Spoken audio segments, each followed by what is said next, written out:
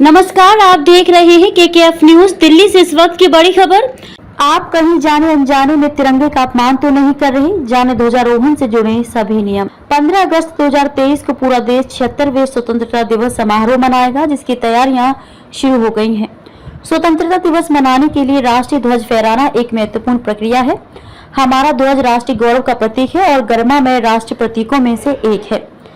देश के राष्ट्रीय ध्वज को तिरंगे के नाम से जाना जाता है, जो 3 केसरिया, सफेद और हरे रंग का होता है। इसमें सफेद पट्टी के बीच एक नीले रंग का अशोक चक्र होता है। इस अशोक चक्र में 24 तीलियां होती हैं।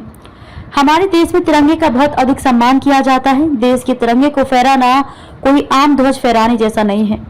देश में ध्वजारोहण के लिए कई नियम और सिद्धांत हैं, जिनको ध्यान में रखकर ही हर एक नागरिक को ध्वजारोहण करना चाहिए। हर घर तिरंगा अभियान के साथ ही गृह मंत्रालय ने भारतीय ध्वज संहिता 2002 में संशोधन किया है। राष्ट्रीय ध्वज के प्रदर्शन के लिए सभी कानूनों, सम्मेलनों, प्रथाओं और निर्देशों को एक साथ लाने के लिए भारत का ध्वज कोड पेश किया गया था। यह निजी, सार्वजनिक और सरकारी संस्थानों में लगाए जाने वाले झंडे की भी निगरानी करता है। भारतीय ध्वज संहिता 26 जनवरी 2002 को लागू हुई और 30 दिसंबर 2021 को इसमें कुछ संशोधन हुए। इस खबर में हम आपको उन नियमों के बारे में बताएंगे जिनका पालन करना सभी नागरिक के लिए अनिवार्य होता है। सबसे पहले बताते हैं कि ध्वज संहिता 2002 के मुताबिक भारतीय ध्वज को बनाने के लिए भी नियम है।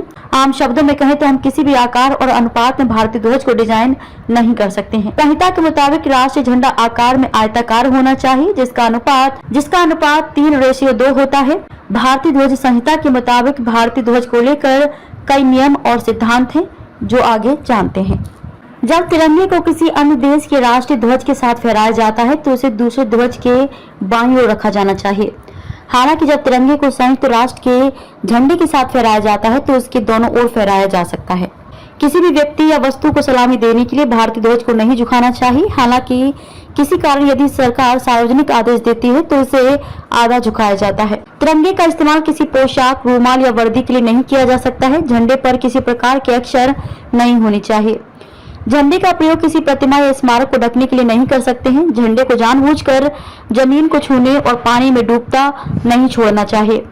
तिरंगा झंडा फहराते हुए खास ध्यान रखना चाहिए कि इसका केसरिया रंग ऊपर की ओर ही हो। स्कूलों, विश्वविद्यालयों और गैर सरकारी संगठनों के लिए नियम और सिद्धांत। क्षतिग्रस्त और अस्त व्यस्त झंडा बिल्कुल प्रदर्शित नहीं करना चाहिए। ध्वज को किसी अन्य ध्वज के साथ एक ही ध्वज दंड में नहीं फहराना चाहिए। जब किसी वक्ता के मंच के पास झंडा फहराया जाता है तो इस बात का ध्यान रखा जाना चाहिए कि झंडा वक्ता के पीछे और उससे ऊंचा होना चाहिए। जब भारतीय ध्वज को किसी भी संस्था या देश के झंडे के साथ फहराया जाता है तो वह तिरंगे से ऊंचा और बड़ा नहीं होना चाहिए। झंडे का इस्तेमाल किसी तरह की सजावट या पताका के रूप में नहीं किया जाना चाहिए। झंडे को बांधते समय ध्यान रखना चाहिए कि वो किसी तरह से क्षतिग्रस्त ना हो। झंडा अभिवादन के बाद राष्ट्रगान होना चाहिए। इस कार्यक्रम के दौरान परेड सावधान अवस्था में होनी चाहिए। जब भी झंडा फहराया जाए तो उसे सम्मान पूर्वक ऐसे स्थान पर फहराया जाना चाहिए जहां से वह साफ साफ नजर आए। यदि ध्वज को फहराते या उतारते समय बिगुल बजाया जा रहा है तो इस बात का खास ध्यान रखा जाना चाहिए कि झंडा बिगुल के साथ ही उतारा और चढ़ाया जाए। यदि झंडा इमारत के अगले हिस्से या बालकनी या खिड़की पर आड़े या तिरछे फहराया जाए तो झंडे का केसरी रंग वाला भाग डंडे के उस सिरे की ओर होगा जो खिड़की के छज्जे, बालकनी या अगले हिस्से से सबसे दूर हो। जब झंडा किसी दीवार के सहारे पट्ट और टेढ़ा फहराया जाए तो केसरी भाग सबसे ऊपर रहेगा और जब वह लंबाई में खड़ा करके फहराया जाए तो केसरी भाग झंडे के हिसाब से दाईं ओर होगा, अर्थात यह झंडे के सामने से देखने वाले व्यक्ति के बाईं ओर होगा। किसी मूर्ति के अनावरण जैसे अवसरों पर झंडा महत्व के साथ और अलग से फहराया जाएगा। यदि झंडा किसी मोटर कार पर अकेले फहराया जाए तो उसे कार के सामने दाईं ओर कसकर लगाए हुए एक डंडे पर फहराया जाएगा। इस खबर को देखने के बाद आपकी क्या राय है, हमें कमेंट बॉक्स में जरूर बताएं। आपकी राय जानना बहुत जरूरी है। ऐसी खबर देखने के लिए जुड़े रहिए हमारे साथ। केकेएफ न्यूज ब्यूरो रिपोर्ट।